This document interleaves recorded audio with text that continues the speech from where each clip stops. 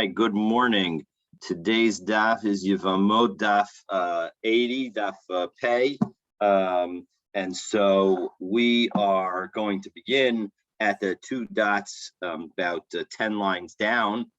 And yesterday we learned the Mishnah that included a debate between Rabbi Akiva and Rabbi Eliezer. Rabbi Akiva said that if somebody is impotent, if a man is impotent, then if it was caused by man, meaning that if it happened during the person's life when he had been, and so at some point in time he had been potent and he had been able to have children, then that person is able to do Yibum and Chalitza because the man had a time when he could have had children. And so as a result, whether he's the husband who dies and now the brothers are left to do Yibum with his wife, or he is the surviving brother, we allow him to do Chalitza or Yibum, in those situations. We allow him or his brothers to do Yibum and Chalitza. On the other hand, Rabbi Eliezer says, no, you've got it all wrong. You've got it backwards. If in fact it's caused, if it's a man-based, if what we call Sris Adam, if it's a man-caused impotence, well, then that is when you can't do it, and rather it's only when it's natural that it could happen, because if it's God-caused, if it was just what we call Sris Chama, a sun-induced impotence, well, then that is a situation where God could, there's a potential for healing.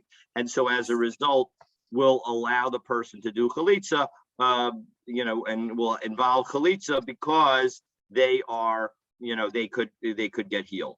So yesterday we analyzed Rabbi Akiva's position, and now we turn to Rabbi Eliezer, and we begin with the two dots, 10 lines down again on Daf Pei Amud Aleph. The end of the line, Rabbi Eliezer Omer Loki. Now Rabbi Eliezer again, he disagreed, and he said that no, a Sris Adam does not perform Chalitza, and Chalitza is not done with his wife because that person has no cure.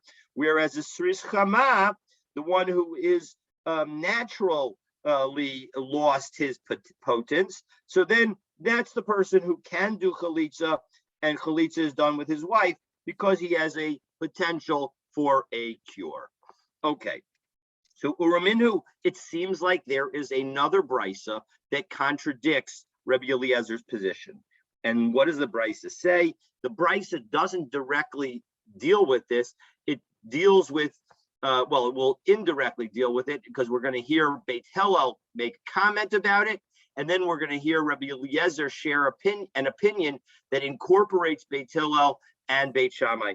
And the question is how much of Beit Hillel's opinion is he incorporating? So let's take a look. So Ben Esrim Shana lo hevi shtei sarot. If you have a 20-year-old male who has not yet had two pubic hairs, so as a result he is still considered a minor. So Yaviu Raya Shehu Ben Esrim. So the relatives of the widow, let's say that he now has passed away, this person, and now he's left a wife with no children. And the question is does the wife just go free, or is the wife obligated to engage in Chalitza? Is she to the brothers? So Yaviu Raya Shehu Ben Esrim, if they can bring a proof that he was in fact 20 years old, V'hu Saris, then he is going to be considered a 20-year-old Saris, an impotent person. Lo cholates v'lo miyabim, and as a result, he will not do Chalitza or Yibum. Okay. And bas esrim v'lo hevia shtei sarot. And similarly, if a man dies and leaves over a 20-year-old wife who also does not yet have two pubic hairs, Yaviu Raya shehi bas esrim, as long as they can prove that she's 20 years old, the he islandist, then that shows that she's an islandist. She's a woman who's not developing into a full, she's a female who's not developing into an adult woman, and therefore she's going to be considered somebody who is not capable of having children. So, and therefore, lo choletzes v'lo misyabemis. She doesn't know neither chalitza nor yibum happened to her. Divrei Beit Hillel. That's all the opinion of Beit Hillel. But Beit Shammai Omer, Beit Shammai says, Zeh b'zeh b'nei shmona esrei. Don't look at the age of 20, focus on the age of 18. Rabbi Eliezer Omer hazachar kedivrei Beit Hillel. So now Rabbi Eliezer, the one who we care about, right? He's the one who said natural impotence allows for chalitza, but not natural impotence does not.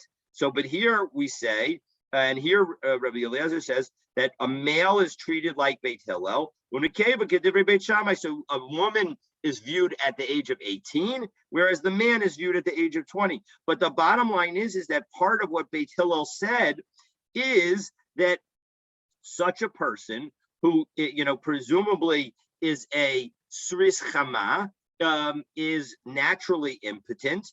And what did it say? It says lo choletzes v'lo misyabemis, or lo, or even before that, right? It said, lo choletz v'lo miyabim. He doesn't perform, chalitza or yibum. Okay, so there that seems to be directly contradictory to what Rabbi Eliezer said in our Mishnah. So that's a pretty clear contradicted. But let's just finish the line. Why does Rabbi Eliezer say that we should hold like like Beit Hillel with respect to men and follow the age of 20 and women at the age of 18? Because women mature more quickly than men. That's of course the reason that we have a bat mitzvah at 12 and a bar mitzvah at 13. So Amar Rami bar Dikule, Amar Shmuel, Chazar bo Rabbi Eliezer. So two potential answers. Rami bar Dikule suggests that really Rabbi Eliezer retracted his original view. All right, so Ibailu Mihai Ahadarbe. Which one is the retraction? Which was the original, and which is the statement that he actually said? So Tashma, the Tanya, we have a brisa that says Rabbi Eliezer Omer Sris Chama Choletz v'Choltzin Ishto, that a Sris Chama, somebody who's naturally impotent, does perform chalitza, and chalitza is done with his wife. Shekain b'minan misrapin b'Alexandria shel Mitzrayim, because there were some people who were Sris Chama who were naturally impotent, and they were healed. And so as a result, because of that possibility of being healed, we insist on their doing chalitza. So therefore, that shows that in fact, that was because we now have two places and indeed additional evidence for Rabbi Eliezer's position. So that must be the position that was his conclusion. And this was just his original position. This the brisa that we just quoted to ask the question, that must have been his original position. Or actually, this is a Mishnah in Nida. This was his original position, and then he changed it. So that's according to Rami bar Dikule. So, but Rabbi Elazar Rabbi Elazar says, and this is not obviously Rabbi Eliezer. It's very important to always keep the difference between Elazar and Eliezer in the Mishnah and Gemara. This is I'm pretty sure this is an Amora. So Rabbi Elazar Omer La'olam Lo Hadar. Really, he never retracted his position.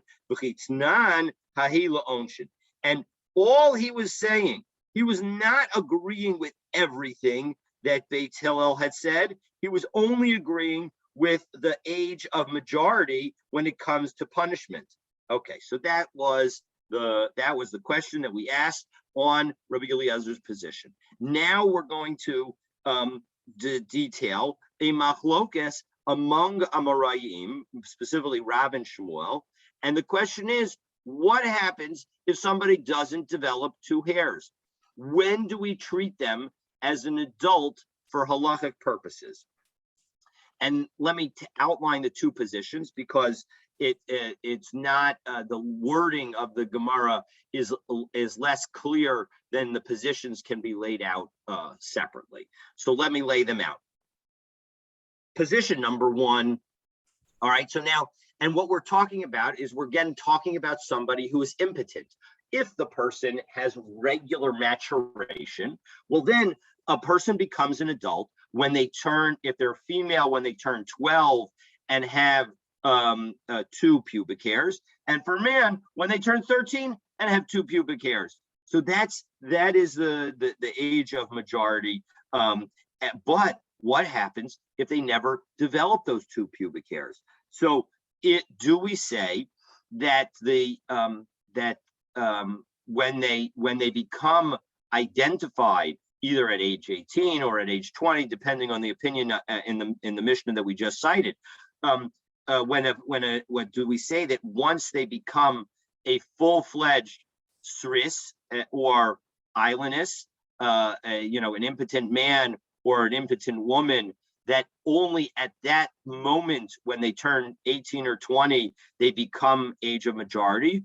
Or do we say that retroactively we now know that they were always going to be somebody who is impotent, and so therefore we'll look back at when they were originally 12 or 13? And so Rav says, once we know the person's impotent, let's look back retroactively. And Shmuel says, no, only now that we know when the person is impotent, that will be when we determine that they're now the age of majority. So unlike most men who will become age of majority at 13 and most women at 12, these people, an islandess or a saris, they will become age of majority when they turn 18 for a woman or 20 for a man, according to Rabbi Eliezer. So let's take a look and we'll see it inside. So Itmar, Aval Chaylev miben shneim esrei v'yom echad ad ben shmona esrei. If somebody ate chaylev between the age of 12 and 1 day and 18 years old, right? So this is, and they haven't yet developed the 2 hairs. And this is, even though it's in masculine, we're talking about a woman, because again, Rabbi Eliezer was saying that the woman goes based on 18. And so now we know that this person has the characteristics of really an islandess, of somebody who is impotent. And now maybe, let's say, even later they produce the 2 hairs, doesn't make a difference. Rav Amar Nasa Sris Lemafreya, they were actually always somebody who is impotent, even from the age of 12 for women and 13 for men. Ushmuel Amar Katan Haya Ba'osa Shah. No, when the woman or man ate chaylev between when they were 12 and 18 or 13 and 20, that chaylev, they were still considered a minor. We don't look retroactively at the age of and say, oh, they were always impotent, and so when they turn 12, we'll treat them as an adult. And similarly, we don't say that when they were always impotent, and when the man turns 13, we'll treat him as an adult. That's not Shmuel's view. Shmuel says, no, only when we know that they are in fact impotent. 18 for a man, 18 for a woman, 20 for a man, 18 for a woman, 20 for a man. That's when they become an adult, according to Shmuel, in Rabbi Eliezer's view of that we saw in the Mishnah that we just quoted. Namely, the Rabbi Eliezer said that we follow Beit Hillel with respect to men, and so therefore you look at the age of 20 before a man is determined to be impotent, and a woman we follow Beit Shammai, and so according to Rabbi Eliezer, and therefore a woman would be considered an islandess at the age of 18. And so according to Shmuel, that is when, at 18 and 20 respectively, that is when they become considered an adult. Rav, on the other hand, says, no, all what you've determined at the age 18 and age 20 is that we now know that from the very beginning they were impotent. And so as a result, we look back, and anything that was after age 12 for women, 13 for men, is considered the age of majority. So Maskif lo Rav Yosef challenged this and says, I don't understand how Rav can have this viewpoint. L'Rav, Eilunis l'Rebbe Meir Yehela Knas. So now we need to, in order to understand this question, we have to first understand the general rule of forcing marital relations on a na'ara. This is referred to as the na'ara ha'mu'urasa, effectively a raped na'ara, and there are special penalties associated with it.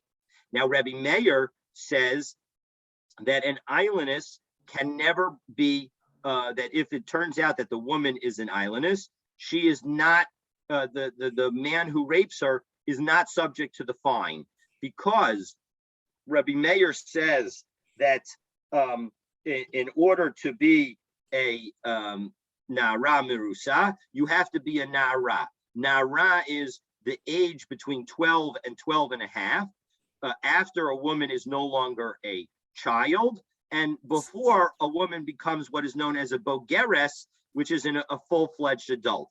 There is an in-between period when she is called a Na'ara. And according to Rebbe Meir, unlike the Chachamim say that that it applies both to a Na'ara and to a minor, but Rebbe Meir says no, it only applies to a Na'ara. And so as a result, the question is, why should we say that? And so now, according to Rabbi Yosef is pointing out that if, when we know that the islandess turns 18, we look retroactively back to when she was 12 and consider her an adult, well, that means that when she was 12, she would have become a Na'ara. And so now she, from 12 to 12 and a half, she was really a Na'ara, and therefore her rape should be subject to the fine that the Torah discusses in Dvarim Parakaf Bet, Pasuk Kaf Chet, and Pasuk Kaf Tet. And so why don't we say that according to Rav, according to Rebbe Meir? We should have the rule that even an islandess could be subject to the fine. So Amar le Abaye says back to Rav Yosef, no, that's not correct. Mikatanusa yatsisa leveger. She goes directly from her minority to beger, to being a bogeres. She never enters the age of Na'ara. And Amar le, Rav Yosef then realized that, you know what, Abaye was right. It's great that you're saying such things, and they should be said in my name, meaning I know that in fact you are right. And how do I know that? Titania, because I was taught in a brisa, ein hasaris nidon given sorer umora, that a saris, an impotent man, is never able to be a ben sorer umora. Because in order to be a ben sorer umora, you need to have, or it needs to be just before the man has what's referred to as a full lower beard, meaning that he has pubic hairs. The ain islandess, but that's not, well, that's relevant. It's not actually why we need this brisa. What we need the brisa for is the next wording. The ain islandess nidonis kanara hamorasa, and an islandess can never be considered a nara morasa,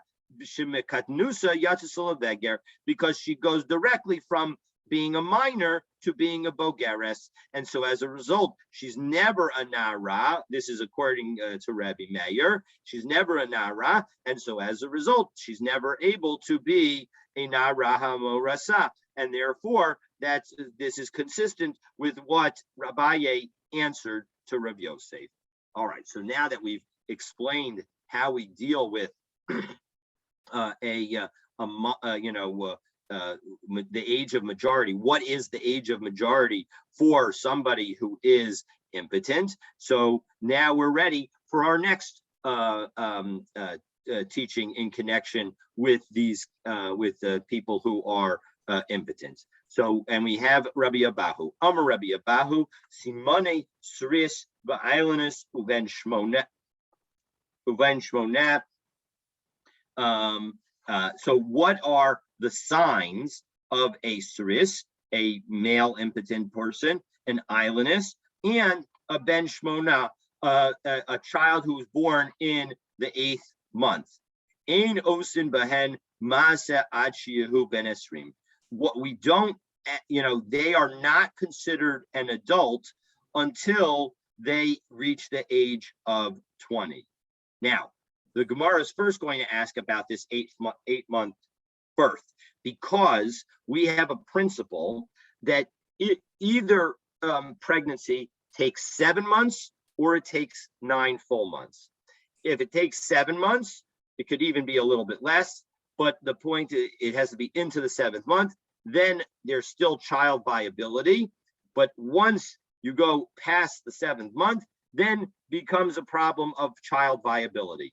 And so the Gemara asks, Uven shmona mi kachaye, does an 8-month child actually live?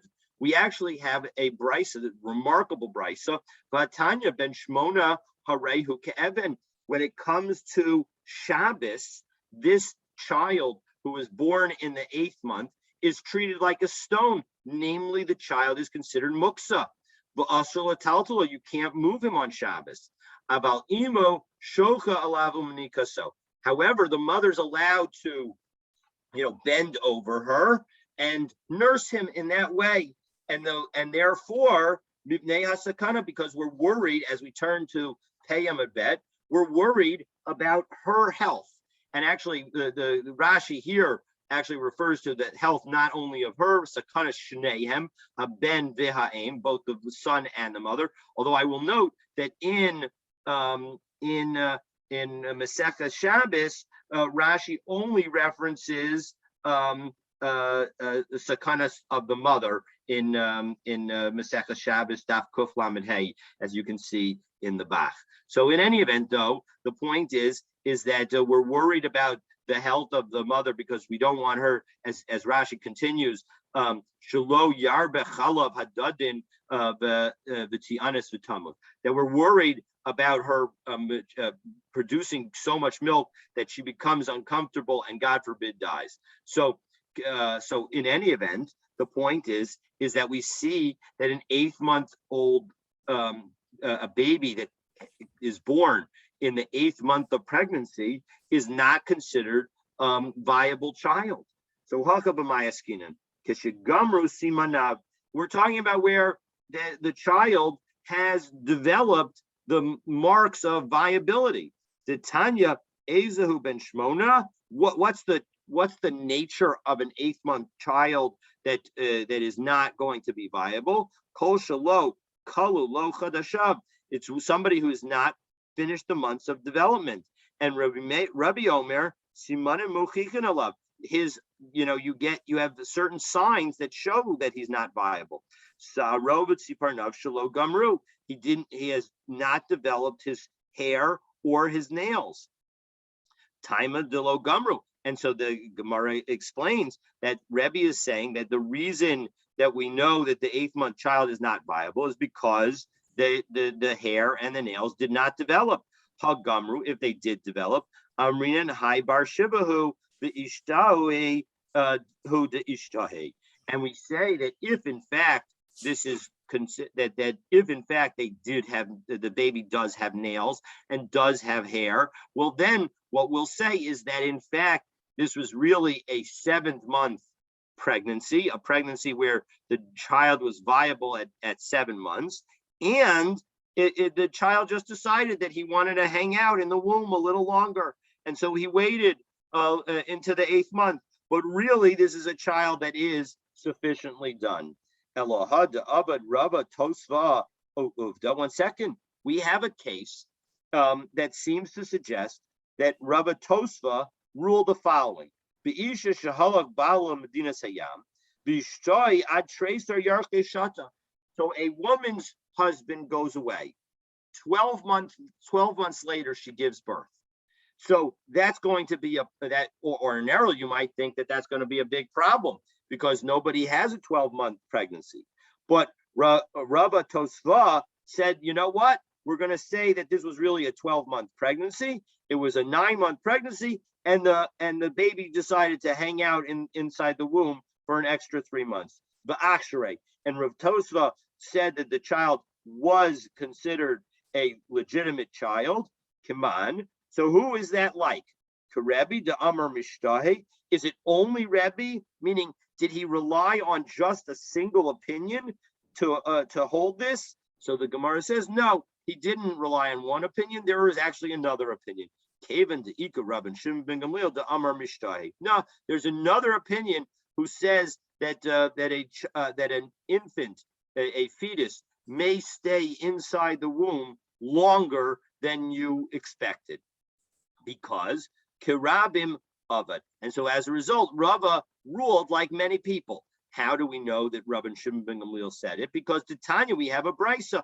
Rabban Shimon ben Gamliel Omer, kol shesha shloshim yom ba'adam eino nefel. That as long as you know that the child has survived for 30 days, then we know that retroactively tells us that even if a child was born in the 8th month, it was not really an 8th month child. That really that child was viable, and as a result is a fully viable child. And so we had a little aside there because we referenced an 8th month child, but the point is that we were saying that what were the marks, what's the sign, right, of a saris and an islandess and a child of the 8th month.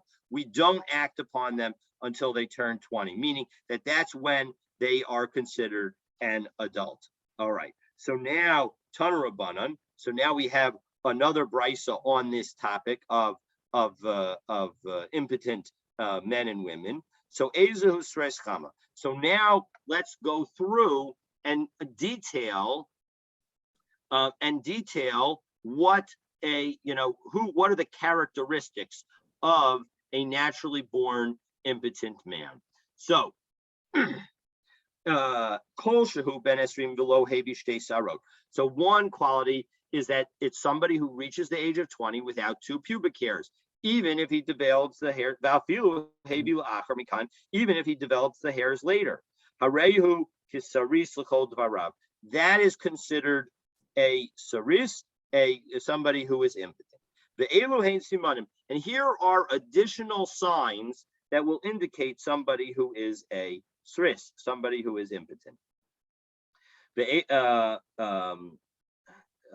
Kol she'ein lo zakan, if he doesn't have a beard, usaro lakoi, and his hair is soft, usaro machalik, and his skin is smooth. Rabbi Shimon ben Gamliel Omer, Mishum Rabbi Yehuda ben Yair, and Rabbi Shimon ben Gamliel adds the following: Kol she'ein meimav ma'alin risichos. Any time with the person who, when he urinates, he does not produce a foam, so there's no speed to his urination. And as we saw yesterday, that also some people say that anybody who urinates is unable to form an arch. This is 2 different ways of viewing the sense of pressure that the urine is supposed to be able to produce. The yesh omrim kol sheshechvat zaro docha, and anybody whose semen is watery. The yesh omrim, and others say kol she'ein meimei raglav machamitzin, if his urine does not essentially spoil, does not become vinegar-like and putrefy.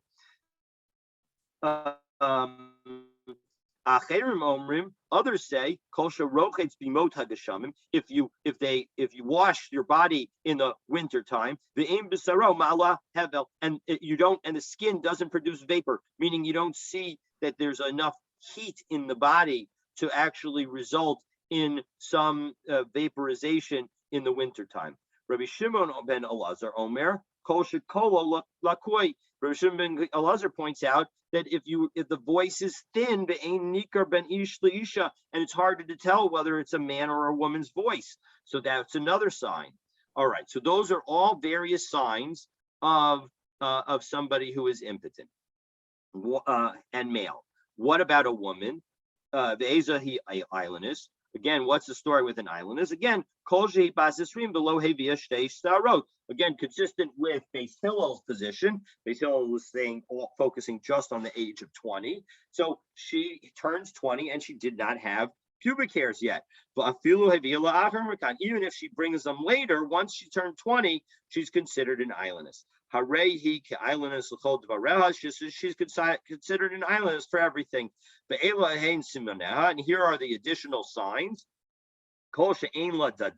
She doesn't have breasts. She has pain in connection with having marital relations. Rabbi Shimon ben Gamliel Omer, Kol she'ein la shipole me'ayim kinashim. She doesn't have a lower abdomen that looks like a woman, essentially an indication of a uterus. Rabbi Shimon ben Elazar Omer, Kol she'kola aveh, if her voice is thick.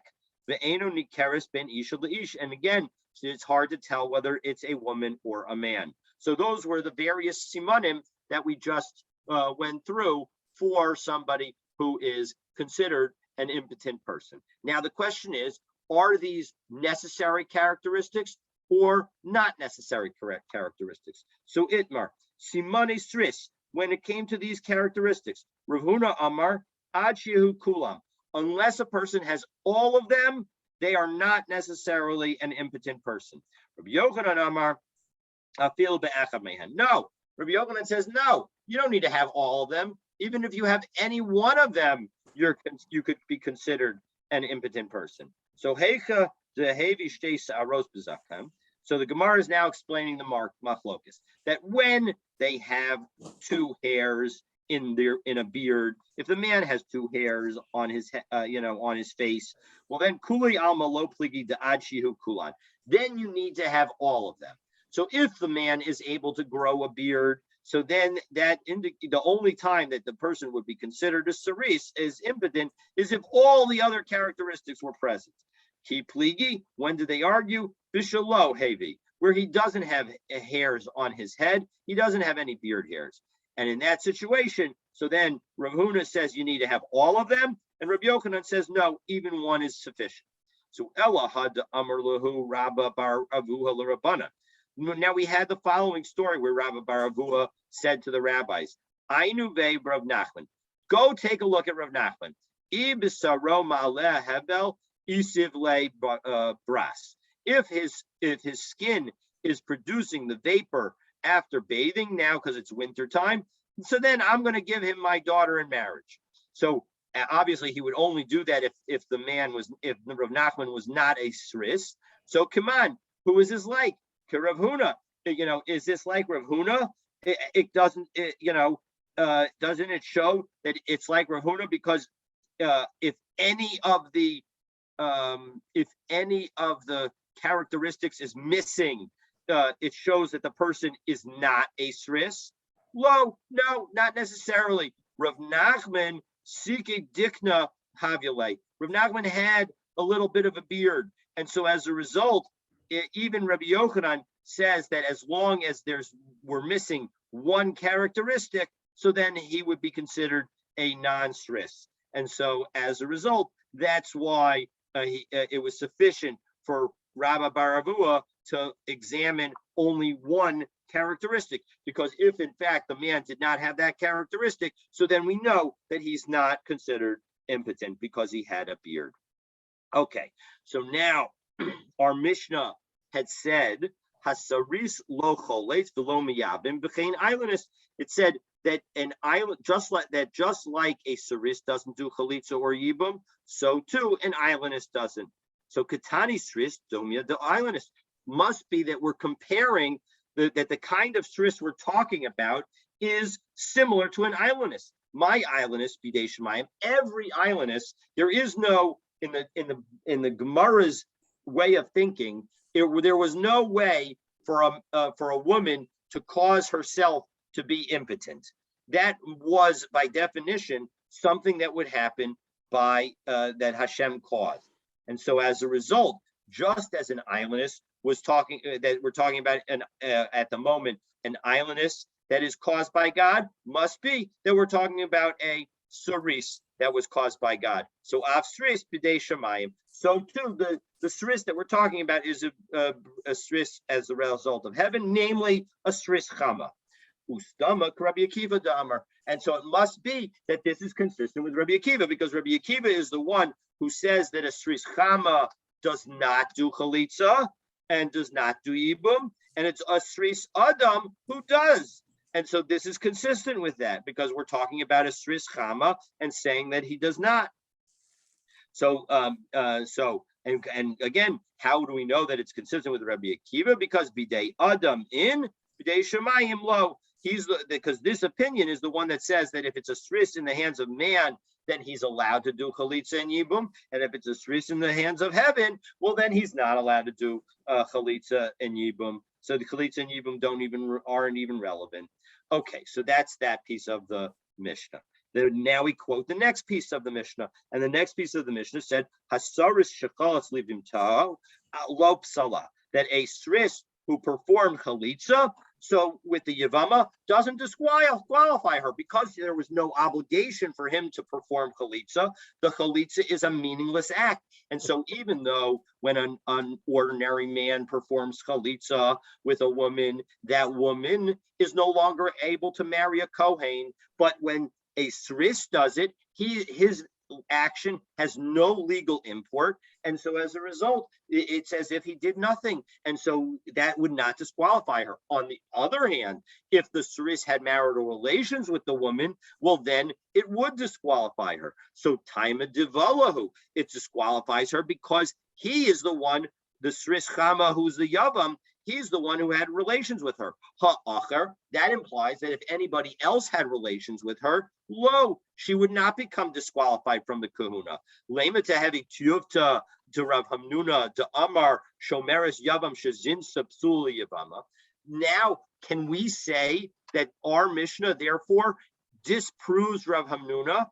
Rav Hamnuna had said the following: Ruvain and Rachel are married. Ruvain dies without children. Now Rachel is waiting to have relations and to do yibum with Shimon, Ruvain's brother.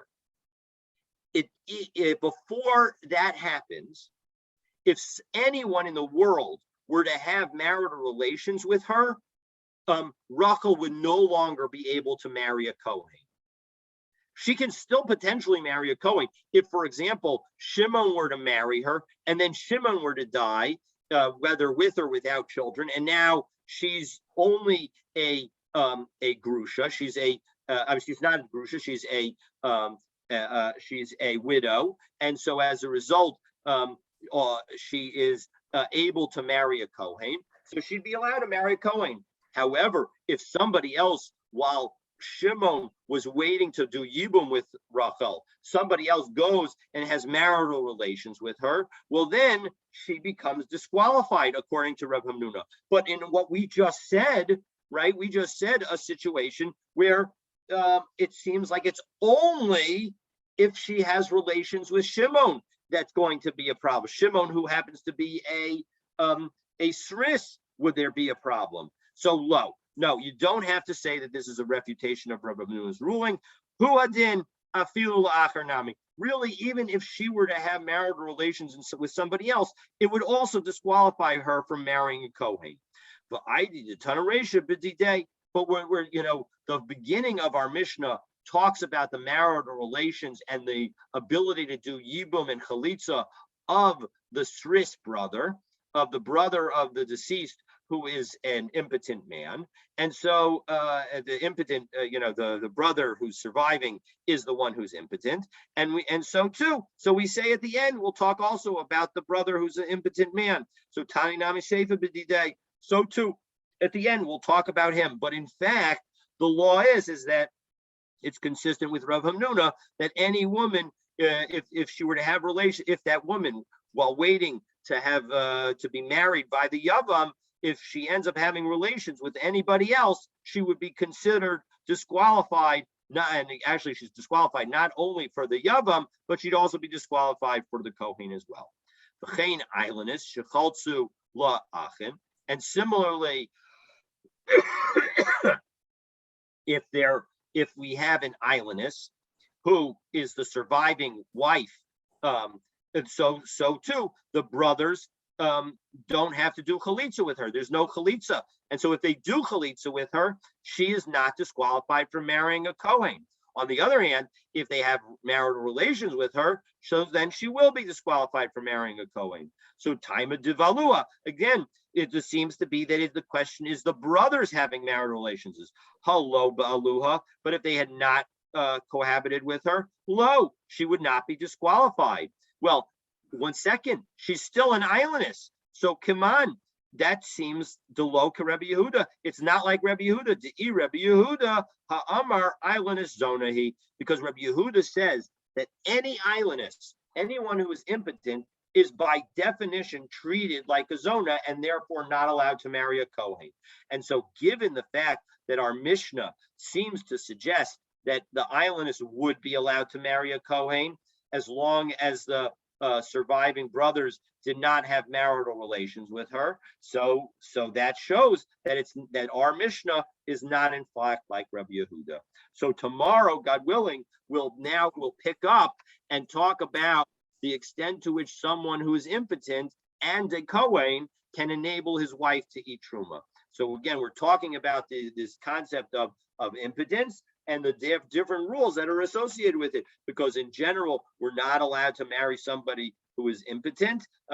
But again, we've seen some variety of exceptions. And in addition, we've seen how, a woman can be impotent and you can marry. The man that can't, that if he's impotent, there's going to be more of a problem. But if it turns out that, it's again, now we're going to deal with the man who is an impotent man, and whether or not his marriage allows a woman to eat truma if the man is a Kohen. Because again, an ordinary wife of a Kohen is of course allowed to eat truma. So we'll see about all of that, God willing, tomorrow. Thank you, Rabbi. See you tomorrow. See you tomorrow. Have a great day. Same.